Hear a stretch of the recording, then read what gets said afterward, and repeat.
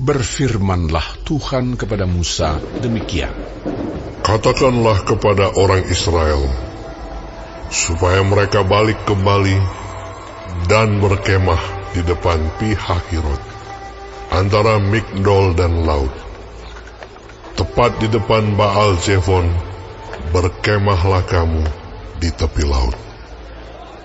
Maka Firaun akan berkata tentang orang Israel, mereka telah sesat di negeri ini, padang gurun telah mengurung mereka.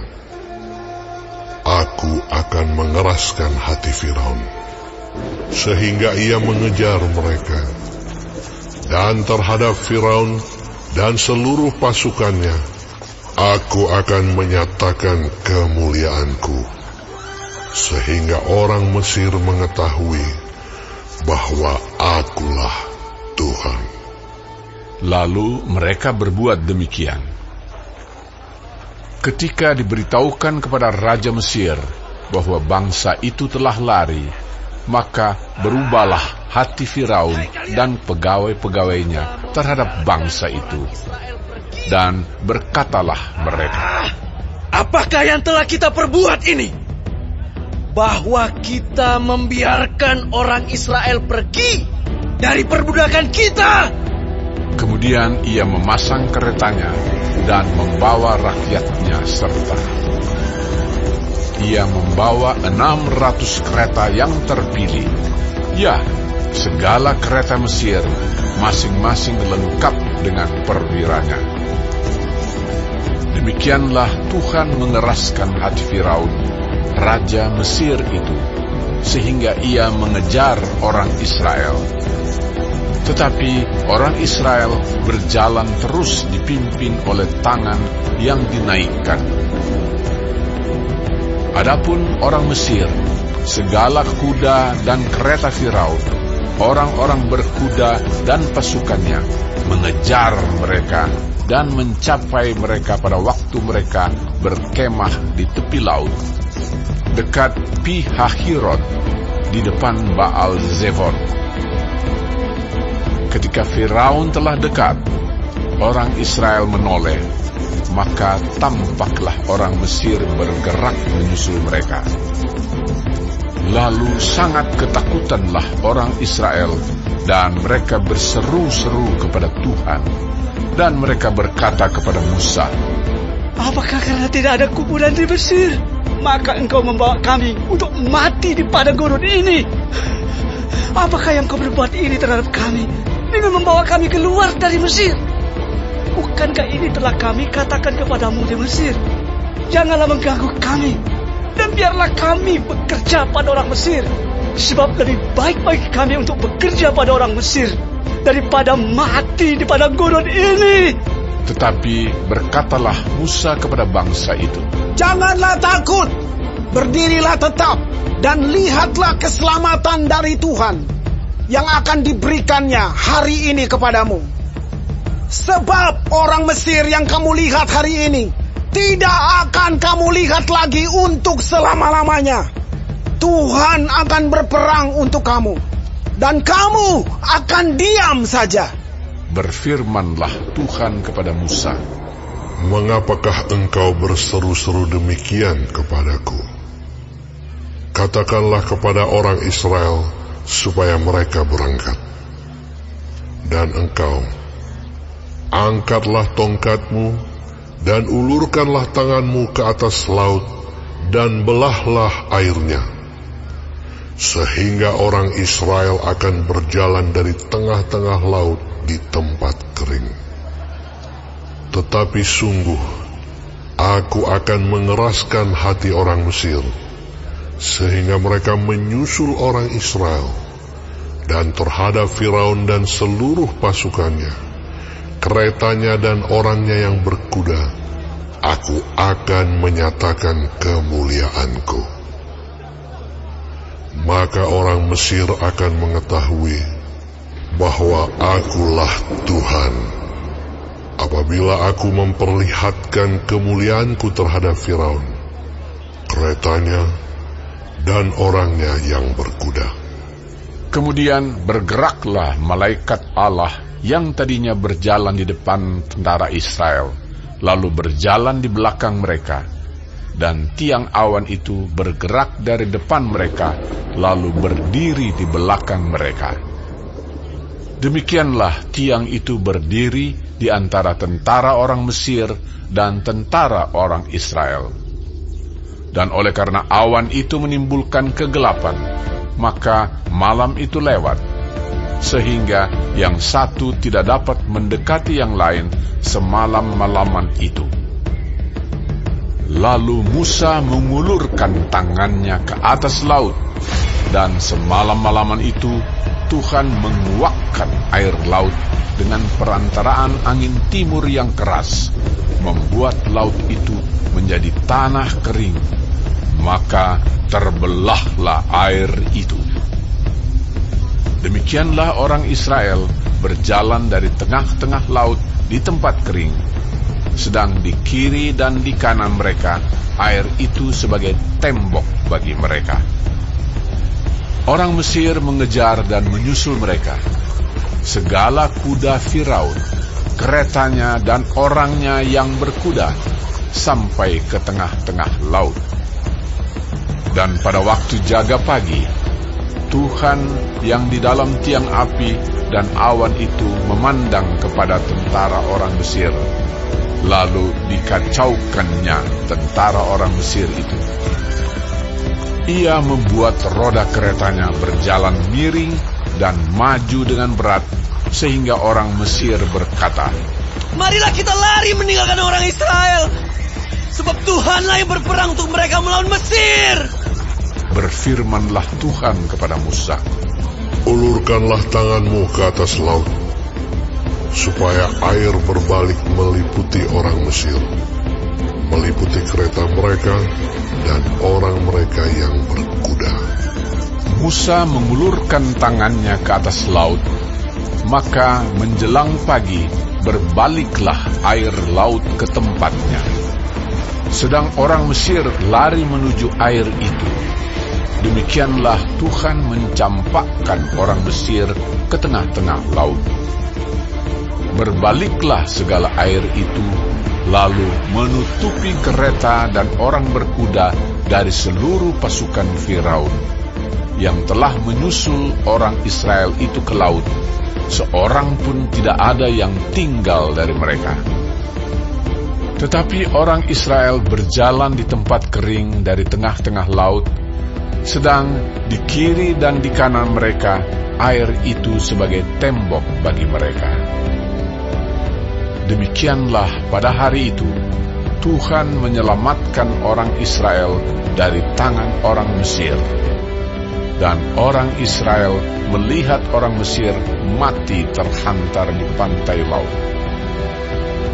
Ketika dilihat oleh orang Israel betapa besarnya perbuatan yang dilakukan Tuhan terhadap orang Mesir, maka takutlah bangsa itu kepada Tuhan, dan mereka percaya kepada Tuhan dan kepada Musa, hambanya itu.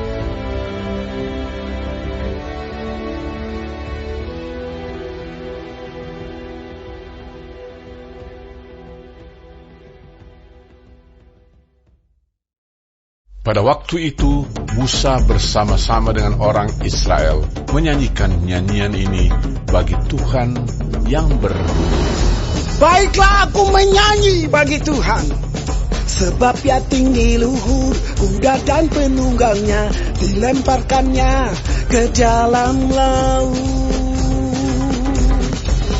Tuhan itu kekuatanku dan mazmurku, Ia telah menjadi keselamatanku. Ia Allahku, ku puji Dia. Ia Allah Bapakku, ku luhurkan Dia. Tuhan itu pahlawan perang, Tuhan itulah namanya. Kereta Firaun dan pasukannya dibuangnya ke dalam laut. Para perwiranya yang pilihan dibenamkan ke dalam laut teberau. Samudra Raya telah menutupi mereka. Ke air yang dalam mereka tenggelam seperti batu. Tangan kananmu Tuhan, mulia karena kekuasaanmu.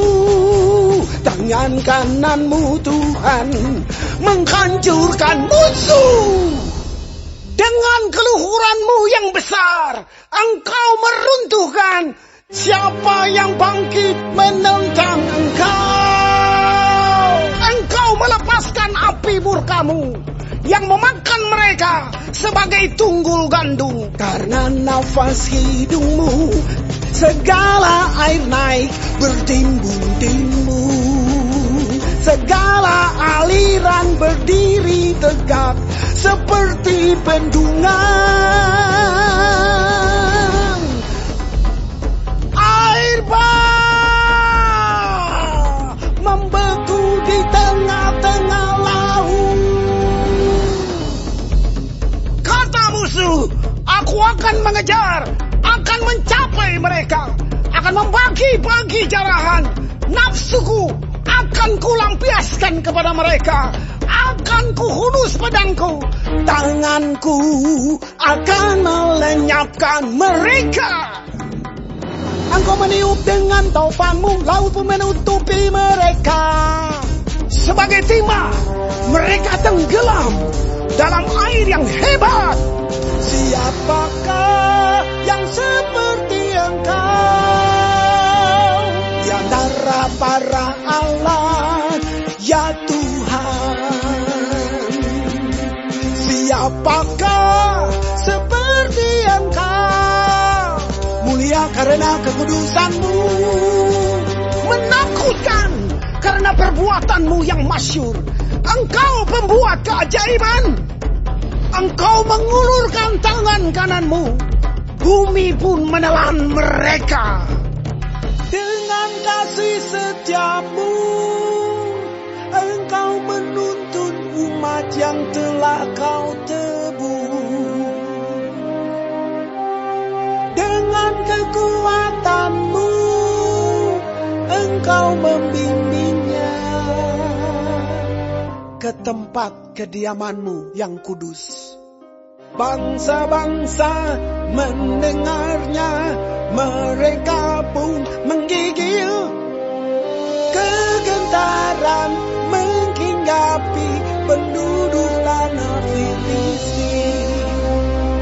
Pada waktu itu, gemparlah para kepala kaum di Edom. Kedahsyatan menghinggapi orang-orang berkuasa di Moab. Semua penduduk tanah Kanaan gemetar. Ngeri dan takut menimpa mereka karena kebesaran tanganmu.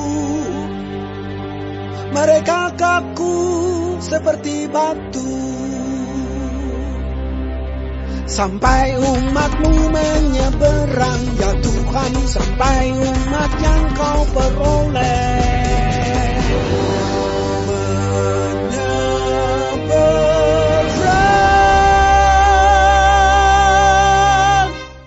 Engkau membawa mereka dan kau cangkokkan mereka di atas gunung milikmu sendiri,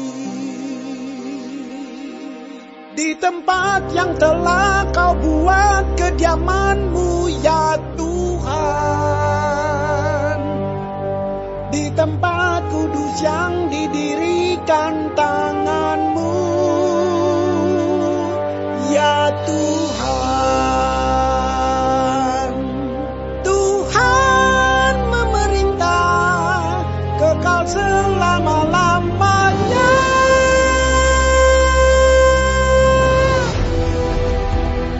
Ketika kuda Firaun dengan keretanya dan orangnya yang berkuda telah masuk ke laut, maka Tuhan membuat air laut berbalik meliputi mereka.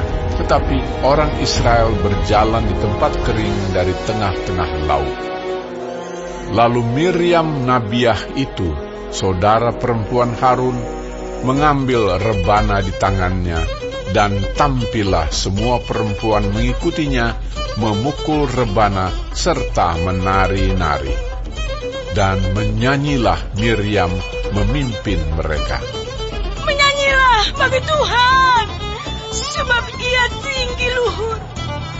Kuda dan penunggangnya dilemparkannya ke dalam laut.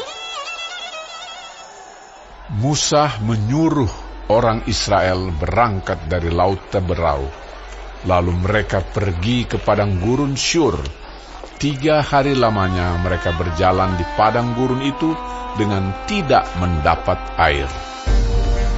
Sampailah mereka ke Mara, tetapi mereka tidak dapat meminum air yang di Mara itu, karena pahit rasanya.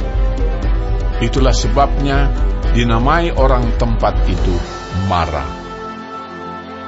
Lalu bersungut-sungutlah bangsa itu kepada Musa.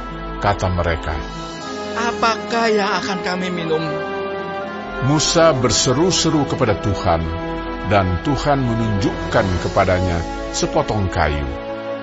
Musa melemparkan kayu itu ke dalam air, lalu air itu menjadi manis. Di sanalah diberikan Tuhan ketetapan-ketetapan dan peraturan-peraturan kepada mereka, dan di sanalah Tuhan mencoba mereka, firman-Nya. Jika kamu sungguh-sungguh mendengarkan suara Tuhan Allahmu dan melakukan apa yang benar di matanya dan memasang telingamu kepada perintah-perintahnya dan tetap mengikuti segala ketetapannya, maka aku tidak akan menimpakan kepadamu penyakit manapun yang telah kutimpakan kepada orang Mesir. Sebab aku Tuhanlah yang menyembuhkan engkau. Sesudah itu sampailah mereka di Elim. Di sana ada 12 mata air dan 70 pohon korma. Lalu berkemahlah mereka di sana di tepi air itu.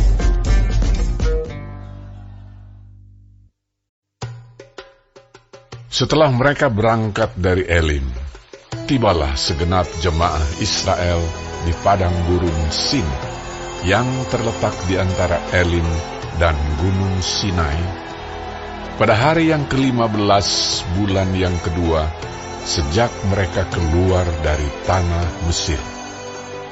Di padang gurun itu bersungut-sungutlah segenap jemaah Israel kepada Musa dan Harun, dan berkata kepada mereka,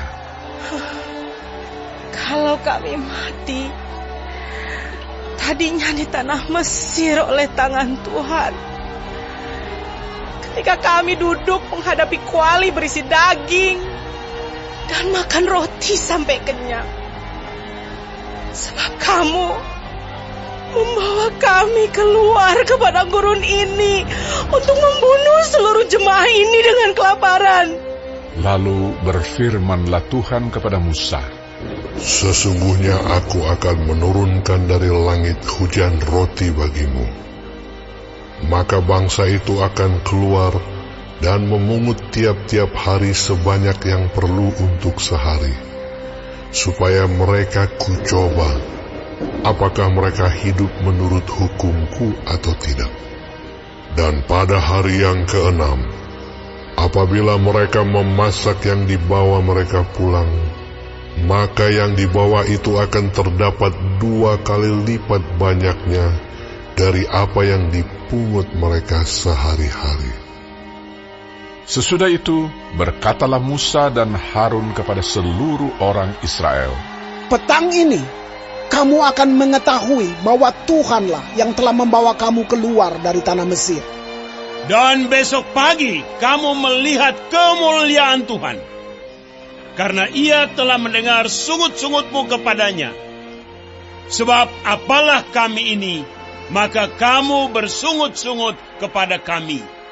Lagi kata Musa, Jika memang Tuhan yang memberi kamu makan daging pada waktu petang, dan makan roti sampai kenyang pada waktu pagi, karena Tuhan telah mendengar sungut-sungutmu yang kamu sungut-sungutkan kepadanya. Apalah kami ini? Bukan kepada kami sungut-sungutmu itu, tetapi kepada Tuhan. kata Musa kepada Harun, katakanlah kepada segenap jemaah Israel, marilah dekat ke hadapan Tuhan, sebab Ia telah mendengar sungut-sungutmu. Dan sedang Harun berbicara kepada segenap jemaah Israel, mereka memalingkan mukanya ke arah padang gurun, maka tampaklah kemuliaan Tuhan dalam awan. Lalu berfirmanlah Tuhan kepada Musa, Aku telah mendengar sungut-sungut orang Israel. Katakanlah kepada mereka, pada waktu senja kamu akan makan daging, dan pada waktu pagi kamu akan kenyang makan roti. Maka kamu akan mengetahui bahwa Akulah Tuhan Allahmu. Pada waktu petang, datanglah berduyun-duyun burung puyuh yang menutupi perkemahan itu, dan pada waktu pagi, terletaklah embun sekeliling perkemahan itu. Ketika embun itu telah menguap, tampaklah pada permukaan padang gurun sesuatu yang halus, sesuatu yang seperti sisik, halus seperti embun beku di bumi. Ketika orang Israel melihatnya, berkatalah mereka seorang kepada yang lain, Apakah ini? sebab mereka tidak tahu apa itu. Tetapi Musa berkata kepada mereka, Inilah roti yang diberikan Tuhan kepadamu, menjadi makananmu. Beginilah perintah Tuhan, pungutlah itu tiap-tiap orang menurut keperluannya. Masing-masing kamu boleh mengambil untuk seisi kemahnya, segomer seorang, menurut jumlah jiwa. Demikianlah diperbuat orang Israel.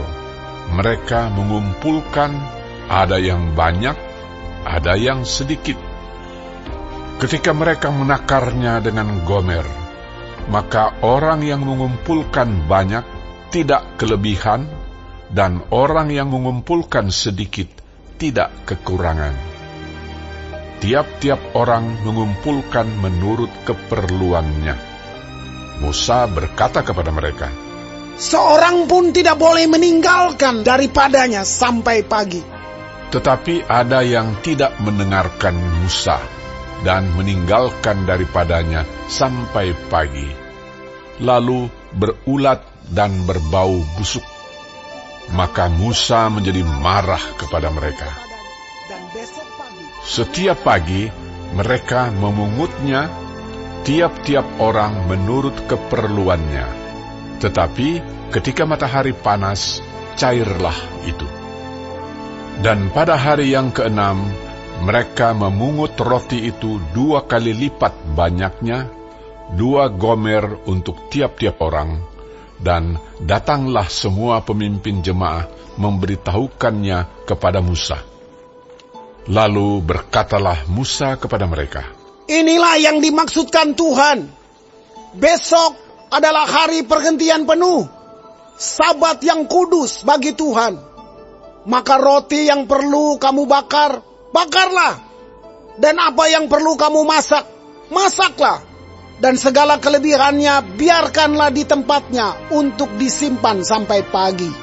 Mereka membiarkannya di tempatnya sampai keesokan harinya, seperti yang diperintahkan Musa. Lalu tidaklah berbau busuk dan tidak ada ulat di dalamnya. Selanjutnya kata Musa, Makanlah itu pada hari ini, sebab hari ini adalah Sabat untuk Tuhan. Pada hari ini tidaklah kamu mendapatnya di padang. 6 hari lamanya kamu memungutnya, tetapi pada hari yang ke-7 ada Sabat. Maka roti itu tidak ada pada hari itu. tetapi ketika pada hari ke-7 ada dari bangsa itu yang keluar memungutnya, tidaklah mereka mendapatnya.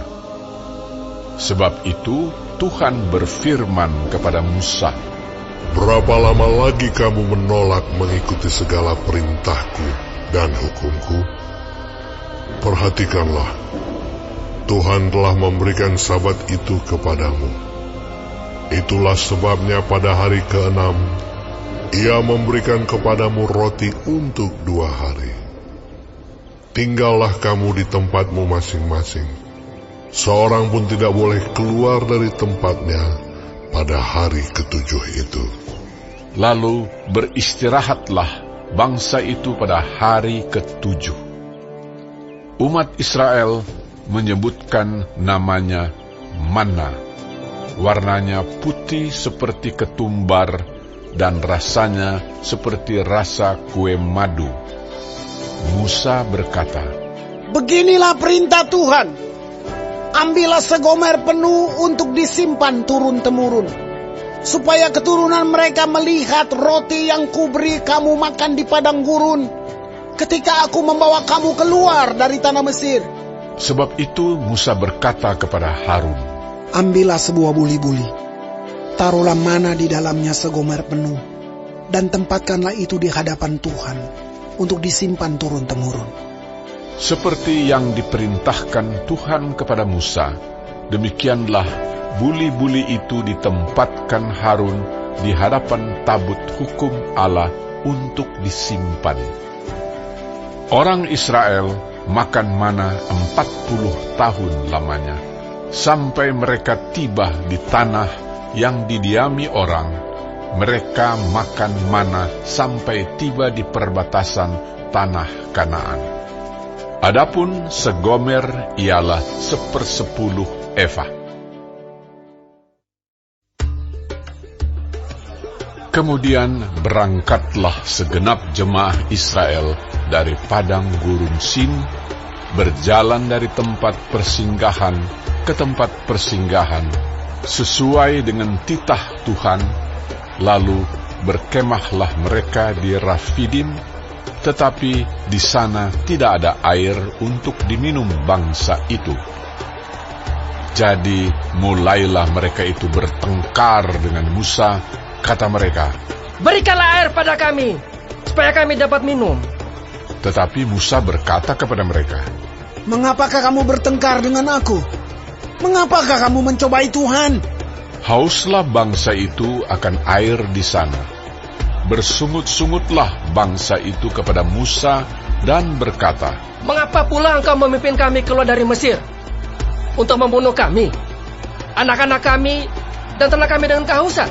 Lalu berseru-serulah Musa kepada Tuhan, katanya, Apakah yang akan kulakukan kepada bangsa ini? Sebentar lagi mereka akan melempari aku dengan batu.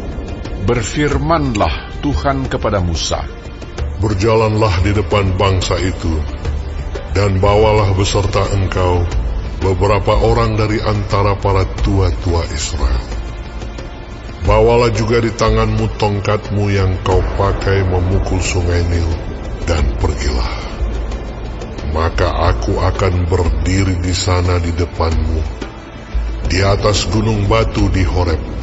Haruslah kau pukul gunung batu itu, dan dari dalamnya akan keluar air, sehingga bangsa itu dapat minum.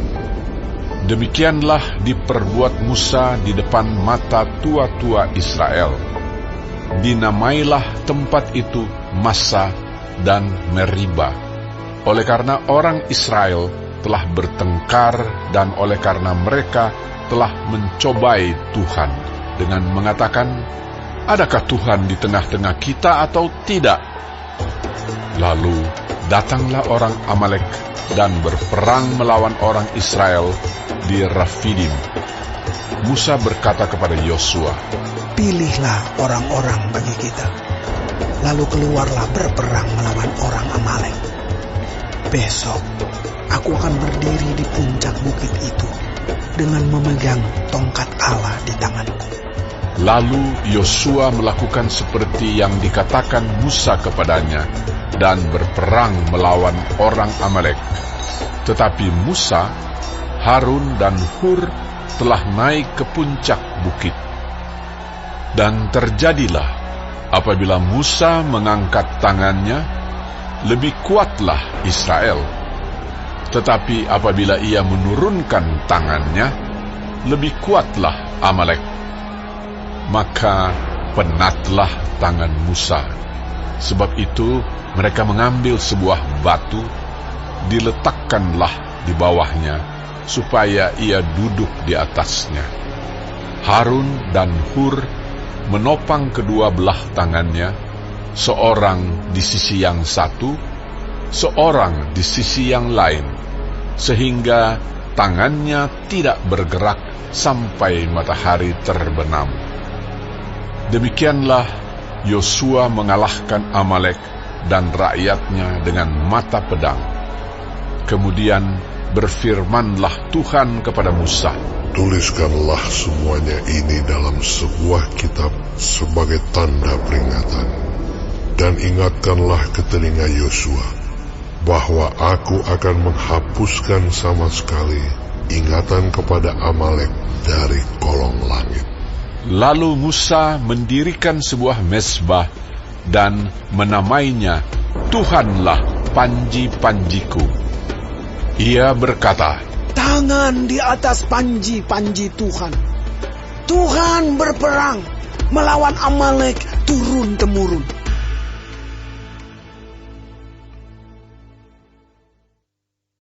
Bagi warga sorga yang mau dapat pemberitahuan video terbaru, silahkan klik subscribe dan paling penting jangan lupa untuk klik aktifkan loncengnya ya.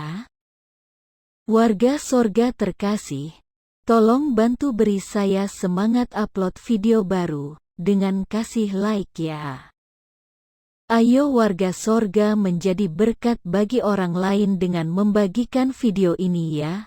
Tuhan Yesus Kristus memberkati kita warga sorga. Amin.